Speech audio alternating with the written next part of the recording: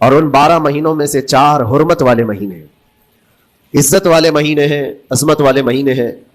وہ 4 مہینے کون سے ہیں؟ مسلسل ترتیب کے ساتھ ذی القعدہ، ذی الحجہ اور محرم، اور 4تھا مہینہ رجب المرجب جس میں ہم اور آپ زندگی گزار رہے ہیں۔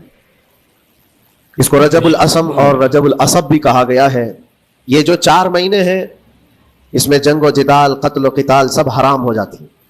اس دور میں جو جنگیں ہوتی تھی کفار و مشرکین بھی اپنی تلواریں روک لیا کرتے تھے۔ یہ 4 حرمت والے مہینوں کی سارے لوگ عزت کرتے۔ ان 4 مہینوں میں امن و امان قائم ہو جاتا، جیسے 2 قبیلوں میں جھگڑے ہیں، فساد ہے اور ایک دوسرے سے جنگ پر ہمیشہ آمادہ رہتے ہوں، لیکن ان 4 مہینوں کے اندر امن قائم ہو جاتا تھا، راستے کھل جاتے تھے۔ اور اللہ تبارک و تعالیٰ نے قرآن پاک میں ان 4 مہینوں کی فضیلت بھی بیان فرمائی۔ اس میں رجب کے لیے ایسی فضیلت ہے، اللہ کے نبی صلی اللہ علیہ وسلم ارشاد فرماتے ہیں یہ رجب کے مہینے کی فضیلت ایسی ہے جیسے قرآن کی فضیلت دوسری کتابوں پر ہے۔ دوسری کتابوں میں جس طرح سے افضل قرآن ہے، اس طرح سے رجب المرجب تمام مہینوں میں افضل ہے۔ اور نبی کریم صلی اللہ تعالیٰ علیہ وسلم اس میں عبادت کرنے کے لیے ترغیب دیا کرتے تھے۔ اس کو ترجیب بھی کہا جاتا ہے، اور خاص طور پر رجب کے متعلق بزرگان دین نے فرمایا یہ فصل بونے کا مہینہ ہے۔ کھیتی باڑی والے سمجھ سکتے ہیں کہ اس میں بھی 3 موسم آتے ہیں، پہلے بیج کی بوائی کا وقت آتا ہے، پھر اس کی سچائی کا وقت آتا ہے، پھر کٹائی کا وقت آتا ہے۔ تو رجب کا مہینہ یہ فصل بونے کا مہینہ ہے نیکیوں کے، اور شعبان کا مہینہ اسے پانی دینے کا ہے، اور رمضان کا مہینہ فصل کاٹنے کا مہینہ ہے۔ اور رجب کا مہینہ آتے ہی اللہ کے نبی صلی اللہ تعالیٰ علیہ وسلم یہ دعا فرمایا کرتے تھے، اللہم بارک لنا فی رجب و شعبان وبلغنا رمضان۔ سب کو یہ دعا بھی کرنی چاہیے۔ حضور اکرم صلی اللہ تعالیٰ علیہ وسلم یوں عرض کرتے کہ اے اللہ رجب اور شعبان میں تو ہمیں برکت عطا کر اور ہماری زندگی کو رمضان تک پہنچا دے۔ اب رجب آپ نے دیکھ لیا ہے تو اب کثرت سے یہ دعا کرو کہ مولا اس زندگی کا رمضان ہم سے جانے نہ پائے، رمضان تک ہماری سانسوں کو پہنچا دے۔ یہ دعا کثرت سے ہر نماز کے بعد بھی ہونی چاہیے۔ رجب آتے ہی میرے عزیزوں یہ عبادتوں کا موسم شروع ہو چکا ہے، اور سب جانتے ہیں رجب کے بعد پھر ہمارے ہاں مسلسل ایسی شب بیداریاں اور عبادت کے موسم نظر آنے لگتے ہیں۔ پھر شعبان بھی، اس میں رجب میں بڑی رات آتی ہے شب معراج، اور اس کے بعد شعبان میں شب برات، پھر اسی طرح رمضان کا موسم بن جاتا ہے۔ تو اب یہ موسم بنانے کا وقت آ چکا ہے، تو سب سے پہلی چیز یہ ہے کہ میرے عزیزوں فصل کے بونے کے لیے کن چیزوں کی ضرورت ہوتی ہے، اس چیز کا خیال رکھیے۔ بیج اگر کھوٹا ڈالے ہو اور ویسی ہی فصل آنے کا انتظار کرو گے تو پھر نہیں ہوگا۔ بیج کو کھرا اور خالص ہونا چاہیے۔ جو نیکیاں کرنا چاہ رہے ہیں اس کو صاف ستھرے اچھے ماحول میں کیے جانے چاہیے۔ کھیتی باڑی کرنے والا جانتا ہے بیج تو وہ بو رہا ہے، زمین بھی اچھی ہے، ساری چیزیں، کئی چیزوں کی ضرورت ہوتی ہے۔ بیج بھی اچھا ہو، زمین بھی اچھا ہو، موسم بھی اچھا ہو، تب جا کر کے اس کی فصل نکلتی ہے۔ بیج اچھا تھا، زمین اچھی نہیں تو بھی فصل نہیں آتی۔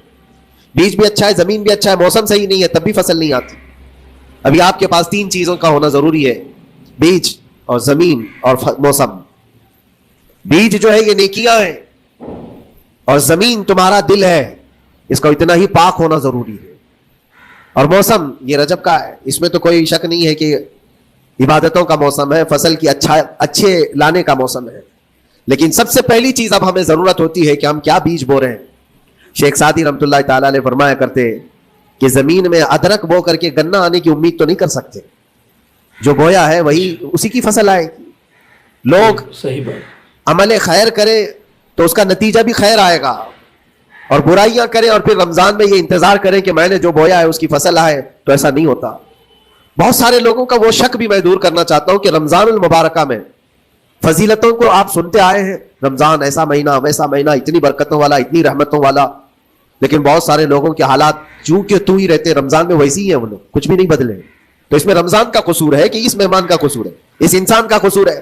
وجہ یہ ہے کہ رمضان المبارکہ یقیناً اتنی برکتوں اور رحمتوں اور سعادتوں لے کر کے تو آتا ہے، لیکن تمہیں 2 مہینے پہلے سے کہا گیا تھا کہ فصل کے لیے تیاری کرو، تم نے بیج نہ بوئے، اپنی زمین کو صحیح کیا ہی نہیں، پھر رمضان میں جو بارش ہو رہی ہے اس کا فائدہ کیا ہے؟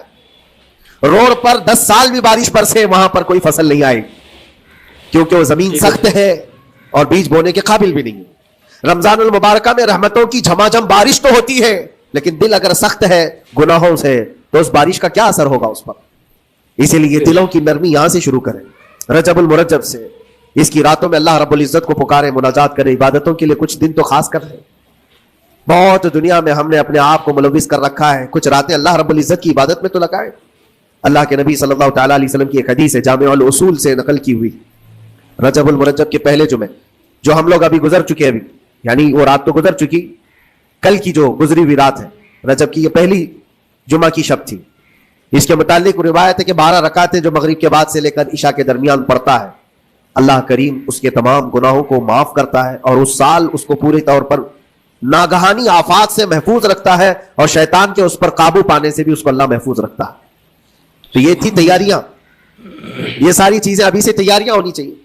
رجب کے 3 دن آتے ہیں, یہ جو تاریخیں آتی ہیں اس میں روزے رکھو, اس کی بھی بڑی فضیلت ہے کہ تم تیاریاں ابھی سے شروع کر دو, کہ رمضان المبارکہ میں اچھی فصل دیکھ سکے, ہمارے جسم کے اندر بدلاؤ آ سکے, ہمارے دل کے اندر انقلاب آ سکے.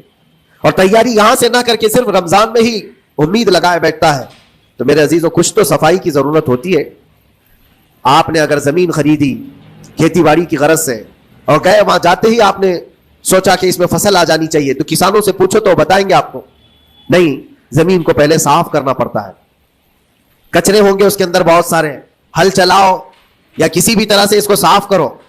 صاف کرنے کے بعد پھر یہ بھی کسان کہتا ہے کہ زمین کو تھوڑا ڈھیلا کر دو, بڑے بڑے ڈھیلے ہو تو اس کو توڑ دو اور مٹی نرم ہو جائے, اور اس کے بعد پھر کسان کہتا ہے تھوڑا پانی بھی چھڑکاؤ کرو, گیلی ہو جائے, تب جا کر کے تم اس پر بیج بو. میرے عزیزوں, یہ رجب بیج بونے کا موسم ہے, تو پہلے زمین کو ڈھیلا تو کر دو, زمین کے اندر جو کچرے ہیں اس کو نکال تو دو, دل کے اندر جو وسوسے بھرے ہوئے ہیں, گناہوں کے خیالات بھرے ہوئے ہیں, اس کو پاک تو کرو. اس کو پاک کرنے کے لیے اللہ کریم کی بارگاہ میں آ کر گڑ گڑاؤ. تمہارا ایک آنسو تمہارے تمام گناہوں کو اور اللہ کی غضب کو ٹھنڈا کر دیتا ہے. ہاں, ایک آنسو کا قطرہ تمہارے لیے اللہ کریم ہے, موتی سمجھ کے شان کریمی نے چن لیے قطرے جو گرے تھے عرق انفعال کے. امام غزالی رحمۃ اللہ تعالی علیہ نے لکھا ہے کہ آج اللہ تبارک و تعالیٰ کی رحمت کو اپنی طرف مائل کرنے کے لیے اگر تم کچھ کر سکتے ہو تو بس یہ ہے کہ دنیا رونے اور گڑ گڑانے سے نہیں مانتی, لیکن مولا کریم بندے کے ایک مرتبہ سجدہ کر کے اسے پکارنے سے فوراً قبول کرتا. موسیٰ علیہ الصلوۃ والتسلیم اللہ تعالیٰ سے پوچھتے ہیں, مولا جب تیرے بندے تجھے پکارتے ہیں تو اس میں نیک لوگ بھی ہوتے ہیں اور گنہگار بھی ہوتے ہیں, تو کیا تو سب کی پکار کا جواب دیتا ہے؟ توجہ, اللہ رب العزت فرماتا ہے, اے موسیٰ میرے پکارنے والے بندوں میں نیکوکار بھی ہیں, گنہگار بھی ہیں. ہاں, نیک بندہ جب مجھے پکارتا ہے یا ربی, تو میں جواب میں کہتا ہوں لبیک یا عبدی, اے میرے بندے میں حاضر ہوں, بتا تیری کیا حاجت ہے. پھر موسیٰ علیہ السلام پوچھتے ہیں کہ مولا یہ تو نیک بندہ جب پکارتا ہے تو کہتا ہے لبیک یا عبدی, اور جب گنہگار پکارتا ہے تب کیا کہتا ہے؟ رب تعالیٰ فرماتا ہے جب میرا گنہگار بندہ مجھے پکارتا ہے یا ربی, تو میں اس کے جواب میں 70 بار لبیک یا عبدی کہتا ہوں. ایک بار پکارے 70 بار جواب. ایسا کیوں ہے؟ تو فرماتا ہے میرا رب نیکوکار کو اس کی نیکیوں پر بھروسہ ہے کہ اللہ معاف کرے, اور گنہگار کو صرف میری رحمت پر بھروسہ ہے. اس کے پاس ہے کچھ نہیں, اس کے آس پاس وہ نظر ڈالتا ہے میں نے کوئی ایسی نیکی رکھی نہیں ہے, صرف اللہ رب العزت کی رحمت ہے جو مجھے معاف کر سکتی ہے. وہ مجھ پر یقین کر کے پکارتا ہے, اس لیے اس کے سوال کا میں بار بار جواب دیتا ہوں. عزیزان گرامی وقار, اقبال نے سچ ہی کہا تھا, ہم تو مائل بکرم ہے کوئی سائل ہی نہیں. یہ رب تبارک و تعالیٰ کی طرف سے کہ اللہ تبارک و تعالیٰ کرم پر کرم کرنے کے لیے موقع عنایت کرتا ہے, یا بندے کو آنے کا موقع ہی نہیں ہے, بندہ آنا نہیں چاہتا ہے. اس سے پہلے کہ تمہارے ساری چیزیں بند ہو جائیں, دروازے ختم ہو جائیں, اللہ رب العزت کی بارگاہ میں آؤ اور اسے پکارو. یقیناً یہ تمام چیزیں تمہاری زندگی میں انقلاب لاتی ہیں, بہت بڑی تبدیلی لاتی ہیں. عزیزان گرامی, پھر میں یہ عرض کرتا ہوں کہ رجب کے اس مہینے میں دل کو نرم کرنا بہت ضروری ہے. دلوں کی سختیاں آج گناہوں کی طرف مائل کرتی ہیں. ہمارا دل سخت ہے یا نرم ہے, اس کو پہچاننے کے کئی تھرمامیٹر دیے گئے ہمارے پاس. چیک کرو ہمارا دل کس پوزیشن میں ہے آج. امام غزالی فرماتے ہیں 3 علامتیں ایسی ہیں جس سے پتہ چل جاتا ہے انسان کا دل سخت ہے یا نرم ہے, بیمار ہے یا صحت یاب ہے. یہ ڈاکٹر لوگ اسکیننگ سے یا سونوگرافی سے نہیں بتا سکتے کہ تمہارے دل کی یہ کیفیت. کیسے اس کو اہل بصیرت سمجھ سکتے؟ فرماتے ہیں کہ اگر مسجد میں زیادہ دیر تک بیٹھ نہیں پاتا تو سمجھ لو اس کا دل بیمار ہے, اس کا دل سخت ہو چکا ہے, اس کو مسجد میں بیٹھنے نہیں دیتا. یہی دل ٹیلی ویژن کے سامنے 3 گھنٹے بیٹھے, اس کو کچھ بھی اکتاہٹ نہیں آتی, موبائل پر گیم کھیلتا رہتا ہے, 4 گھنٹے گزر گئے کہ 5 گھنٹے گزر گئے اسے پتہ ہی نہیں. آج ایک سروے کے مطابق ہر انسان جو موبائل چلاتا ہے اس میں 18 گھنٹے وہ بزی ہے دن کے. کئی جگہوں پر ایسے حالات آئے 18 گھنٹے. دن میں ہوتے ہی ہے 24 گھنٹے، جس میں 6 گھنٹے اگر آرام کے نکالے تو باقی پورے 18 گھنٹے کیسے انسان بزی رہ سکتا ہے؟ اس میں کھانا بھی ہے، پینا بھی ہے، حاجتیں بھی ہیں.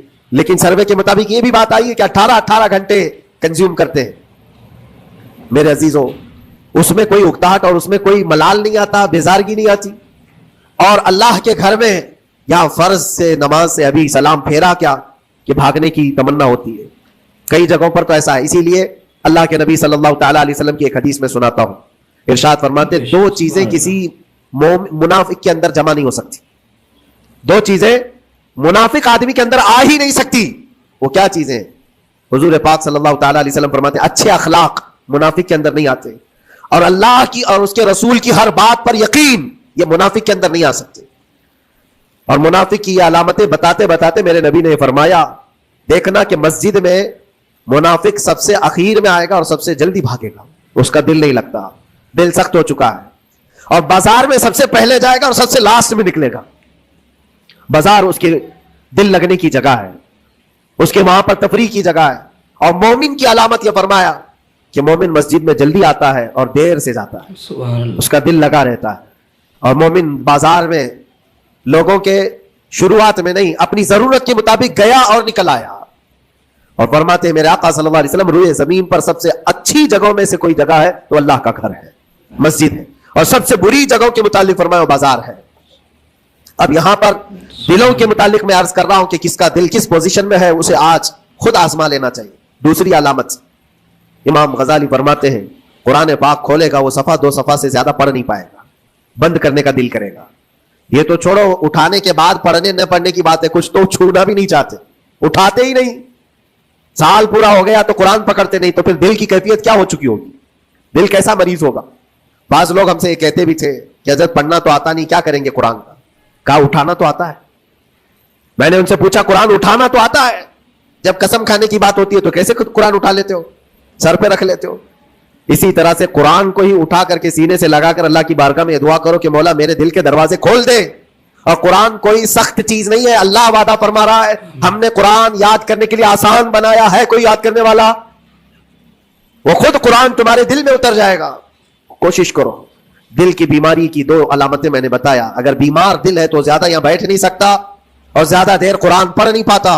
تیسری بات فرماتے ہیں کہ تیسری علامت یہ ہے کہ ہمارا دل اگر سخت ہو چکا ہے تو جیب میں پیسے ہوں گے لیکن کوئی مانگ رہا ہوگا اللہ کے نام پر، دینے کی طبیعت نہیں کہیں، دینے کی طبیعت نہیں کرتی. اور یہ چیز ہاتھ اٹھانے کو تمہارا دل نہیں کرتا تو سمجھ جاؤ کہ دل بیمار ہے. اور دل کی بیماری لے کر کے اگر کوئی رجب میں سوچتا ہے کہ میں بیج بوؤں گا تو کیا فائدے کا؟ زمین سخت ہے، زمین سخت ہے اور اس پر بارش بھی ہوگی تو کچھ فرق نہیں پڑتا، فصل نہیں آئے گی. دل کو نرم کرو. اور ایک علامت میں بتاؤں، اور ایک علامت کہ دل نرم ہے یا سخت ہے، اس کی ایک علامت یہ بھی ہے اللہ کا جب ذکر کرے، جنت کا جب ذکر کرے، جہنم کے عذابات کا ذکر کرے، قبر کے معاملات کا ذکر کرے، حشر کے سوالات کا ذکر کرے تو اس کی آنکھیں ڈبڈبا جائیں اور آنسو نکل آنے لگے. قرآن کی آیتیں سن کر کے اس کا دل ہلنے لگے اور آنسو آ گئے تو سمجھ جاؤ کہ اس کا دل نرم ہے. ابھی اس کا دل بیمار نہیں ہوا، ابھی اس کا دل بیمار نہیں ہوا. لیکن یہاں تو پوزیشن الگ ہے، سچویشن الگ ہے. ہم تو پتہ نہیں کن کن چیزوں میں رو لیتے ہیں لیکن اللہ کا کلام سنتے ہوئے کسی کے کان پر جوں بھی نہیں رینگتی. لوگ تو گانوں پر تھرکنے والے اور نغموں پر اچھل کود کرنے والے وجد کی بات کرتے ہیں، لیکن اللہ کا کلام پڑھنے پر کوئی کسی کو وجد کیوں نہیں آتا؟ یہ ایمان کی علامت ہے. قرآن میں اللہ نے فرمایا اذا تلیت علیہم آیاتہ زادتہم ایمانا، جب اللہ کی آیتیں ان پر تلاوت کی جاتی ہے مومنین پر، ان کا ایمان بڑھ جاتا ہے. کیا آپ امام کے پیچھے قرات سن کر کے اپنے دل میں ہلچل محسوس کرتے ہیں؟ سننے کی طبیعت کرتی ہے. بلکہ ادھر نماز پڑھ کر کے جانے کے بعد آدھے گھنٹے کے بعد پوچھے آج پہلی رکعت میں کیا پڑھا تھا، دوسری رکعت میں کیا پڑھا، آپ کو پتہ ہی نہیں رہتا. یاد ہی نہیں امام صاحب کیا پڑھ رہے تھے، میں تو دکان کا حساب کتاب کر رہا تھا، کیا خبر ہے کہ انہوں نے کیا پڑھا. تو قرآن کو توجہ سے پڑھے ہوتے تو تمہارے دل میں بھی وہ باتیں اثر کر رہی ہوتی. میرے عزیزوں، کتنے ایسے لوگ ہیں جو صرف اور صرف قرآن پاک کی تلاوت کی وجہ سے دلوں کو نرم کر دیا گیا ہے. میں اسی بات پر آج فوکس کر کے ختم کر دوں گا. رجب المرجب بیج بونے کا موسم ہے تو دل کے نرمی کے ساتھ ہی بیج بو، کیونکہ یہ زمین ہے تمہاری، اور زمین نرم نہ ہو تو کتنی بھی نیکیاں کرو کیا فائدے کی. دل سخت ہے، گناہوں سے لبریز ہے، اور دل کو نرم کرنے کا علاج 2 چیزیں بتائی گئی، کریں گے انشاءاللہ. 2 چیزیں بڑی آسان ہیں. اگر دل کو نرم کرنا ہے تو دو چیزیں فرمائی گئی, کثرت سے قرآن پاک کی تلاوت کرو یا کثرت سے میرے نبی پر درود پاک پڑھا کرو. دو چیزیں کر کے دیکھو, تمہارا دل نرم ہو جائے گا. اور بھی دوسری علامت, دوسرے علاج بھی میرے آقا نے فرمایا. ایک صحابی آئے تھے, انہوں نے عرض کیا, یا رسول اللہ صلی اللہ علیہ وسلم, لوگ آپ کے پیچھے نماز پڑھتے ہیں تو زاروں قطار رونے لگتے ہیں, جب آپ دعا کرتے ہیں تو وہ داڑے مار کر کے روتے ہیں, میں کبھی رو نہیں پاتا, میرا رونا نہیں آتا, میں بھی قرآن سنتا ہوں, میں بھی آپ کے پیچھے نماز پڑھتا ہوں. تو حضور پاک صلی اللہ علیہ وسلم نے فرمایا, تمہارا دل سخت ہو گیا ہے, تمہارا دل سخت ہو گیا ہے. انہوں نے کہا کیا کروں, علاج کیا ہے اس کا؟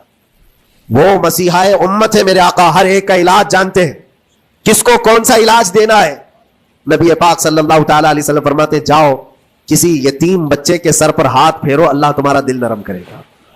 ان کے لیے وہ علاج رکھا گیا تھا, جس کو جیسا علاج بتایا میرے آقا صلی اللہ علیہ وسلم نے, کسی یتیم کے سر پر ہاتھ پھیرو, دل نرم ہوگا. لیکن دل کے نرم ہونے کے علاج اللہ کے نبی صلی اللہ علیہ وسلم کے شفا خانے میں ہے. ہاتھ سے آپ کثرت سے درود پاک پڑھو, پھر دیکھو آپ کے دل کے اندر انقلاب آتا ہے یا نہیں آتا. آپ کے چہرے کا نور بڑھ جائے گا, زبان کا اثر بڑھ جائے گا, عمل خیر کی طرف رغبت بڑھ جائے گی.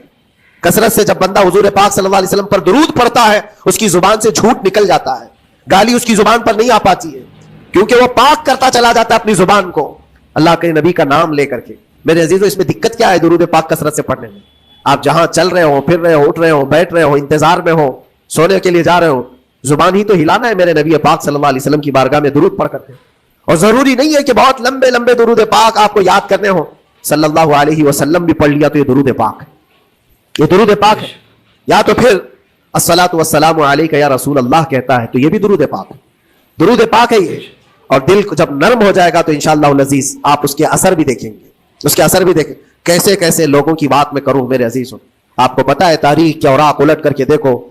ایک صحابی حضرت نعیم, وہ راستے پر گزر رہے تھے, دیکھا ایک کڑیل جوان مکہ کا, جس کو سارے لوگ دیکھ کر پہلوان کہتے اور ڈرتے تھے, گھبراتے تھے. 27 سال کا کڑیل جوان ہے اور ہاتھ میں تلوار کھینچے ہوئے تیزی سے آ رہا ہے. یہ پہلوان کوئی اور نہیں, عمر ابن خطاب ہے. حضرت نعیم کہتے دیکھ کر کے میں گھبرا گیا, اتنی تیز اور ترار چال اور چمکتی ہوئی تلوار, کہاں کا ارادہ ہے؟ پوچھا حضرت نعیم نے, کہاں جا رہے ہو؟ عمر ابن خطاب نے کہا, محمد کا قتل کرنے جا رہا ہوں. معاذ اللہ رب العالمین, اس لیے کہ ایمان لائے ہوئے نہیں تھے. یہ دلوں کی سختیاں ہیں, یہ دلوں کا منجمد ہونا بتا رہا تھا کہ وہ نبی پاک صلی اللہ علیہ وسلم کے قتل کے لیے نکلے. حضرت نعیم نے صرف راستہ روکنے کے لیے ان سے کہا, ان کا بعد میں قتل کرنا, پہلے تیری بہن اور بہنوی کا گھر بھی دیکھ لے, وہ بھی تو کلمہ پڑھ رہے ہیں, وہ بھی تو کلمہ پڑھ رہے ہیں اسی رسول. کہا پہلے میری بہن اور بہنوی کا کام تمام کرتا ہوں. اسی غرض سے وہ آئے تھے. اور جس وقت اپنے بہن کے گھر کے باہر کھڑے تھے, اتفاق ایسا کہ اندر سے قرآن کے پڑھنے کی آواز آ رہی تھی.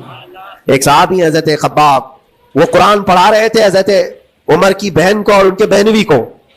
اور کیا بہترین انداز رہا ہوگا جو رسول اللہ سے ڈائریکٹ سنے ہوئے. عرب لوگ اچھی طرح سے جانتے تھے ایک ایک حرف کا معنی کیا ہوتا ہے, وہ عربی جانتے تھے, ان کی مادری زبان تھی. اور اس قرآن کے اندر جو مٹھاس تھی, عمر ابن خطاب کان لگا کر سنتے رہے سنتے رہے سنتے رہے. لیکن غصہ جو اندر سے تھا, دل کی جو سختی تھی, آئے تھے مارنے کے لیے, دروازہ زور سے ٹھوکنے لگ گئے, اندر لوگ ڈر گئے. حضرت خباب کو چھپا دیا, بہن اور بہنوی نے دروازہ کھولا. دروازہ کھلتے ہی ان پر حملہ آور ہو گئے. عمر ابن خطاب مارا, اپنے بہنوی کو بہت مارا کہ تم یہ کیا کر رہے ہو, دین بدل چکے ہو, یعنی تم یہاں سے نکل کر کے دوسری جگہ چلے گئے ہو, صحابی ہو گئے ہو. اپنی بہن کو بھی مارا, یہاں تک کہ ان کی ناک پھٹ گئی. جب لہو لہان ہو گئے تو عمر ابن خطاب نے دیکھا کہ میں اپنی بہن اور اپنی بھائی کو مار رہا ہوں. پھر تھوڑی دیر کے لیے دل میں رحم آیا. اور دل میں رحم آیا کس چیز کا, کس چیز کی وجہ سے نرم ہوا دل میرے عزیزوں؟ بھائی اپنے بہنوی کی اور اپنی بہن کی پٹائی کو دیکھ کر کے نہیں, ان کو دیکھا تھوڑی دیر کے بعد اور کہا چلو چھوڑو جانے دو, جو ہوا سو ہوا. لیکن جو تم لوگ پڑھ رہے تھے میرے آنے کے وقت, مجھے دوبارہ پھر سے سنا دو. وہ کیا کلام تھا, وہ کون سا کلام تھا؟ اتنا سننا تھا کہ بہن نے محسوس کر لیا کہ دل کی نرمی کا دروازہ کھل چکا ہے. یہ قرآن ہے جس نے دلوں کے دروازے کھولے ہیں, مکہ والوں کے قرآن ہے. دل کی نرمی کی طرف دروازہ کھل چکا ہے. تو عمر ابن خطاب سے کہا کہ تم غسل کر لو, تم پاک ہو جاؤ, ہم قرآن تمہیں سناتے ہیں. اور انہیں پاک کیا گیا. تو حضرت خباب جلدی سے باہر آئے, کہا میں سناتا ہوں. حضرت عمر کو جب یہ آیتیں سنائی گئی, جھوم کر کے سننے لگے. قرآن کی وہ آیتیں 16 یا 17 آیتیں ہی سن پائے تھے کہ ان کے جسم کے اندر راشا تاری ہوا, کپ کپی آئی. کہا کہ چلو محمد کے پاس صلی اللہ تعالی علیہ وسلم, مجھے لے کر کے چلو, میں ان سے بات کرنا چاہتا ہوں. میرے عزیز ہو, بھائی اور بہنوی اور بہن لے کر کے چلے. اور اس وقت حالات سخت تھے مکہ کے, हुजूर पाक सल्लल्लाहु ताला अलैहि वसल्लम के पास 39 साहबा थे जो ईमान लाए हुए और पहरेदारी में अमीर हमजा खड़े रहते थे कि कोई आएगा तो मैं उसकी बराबर खबरगिरी करूंगा। उमर इब्ने खत्ताब को तलवार लटकाते हुए आते देखा तो साहबा घबरा गए। मक्का का बड़ा पहलवान है, इसको भड़का करके लोगों ने भेज दिया होगा, अब क्या होगा, ये पिटाई बहुत बुरी तरह से सबकी करेगा, गरीब साहबा है और हुजूर पर हाथ ना उठा दे। सब डरने लगे। हुजूर पाक सल्लल्लाहु अलैहि वसल्लम से आकर कहने लगे कि या रसूल अल्लाह सल्लल्लाहु अलैहि वसल्लम, उमर आ रहा है और हाथ में तलवार है। अल्लाह के नबी सल्लल्लाहु अलैहि वसल्लम ने फरमाया वो मेरी गर्दन नहीं अपनी गर्दन देने आ रहा है। नाजरीन, पूरी तकरीर हज़रत की आपने समाअत फरमाई है। अल्लाह तबारक व तआला हज़रत के इल्म व अमल में बेपनाह बरकत अता फरमाए और हम सबको अमल की तौफीक नसीब फरमाए। इस माह रजब में हम बहुत सारे नेक आमाल करते हैं, अल्लाह रब्बुल इज़्ज़त कबूल फरमाए और दुनिया और आखिरत में इसका सिला अता फरमाए। मुफ्ती सलमान नदवी साहब क़िबला को परवरदिगार आलम हर कदम पे कामयाबी अता फरमाए, हर बीमारी हर परेशानी से मौला महफूज फरमाए। आप हज़रात कमेंट बॉक्स में आमीन लिख दें और चैनल को सब्सक्राइब कर लें ताकि और वीडियो आप तक पहुँचती रहें। फिर मिलते हैं इंशाअल्लाह किसी और वीडियो में किसी अच्छे पैगाम के साथ। जब तक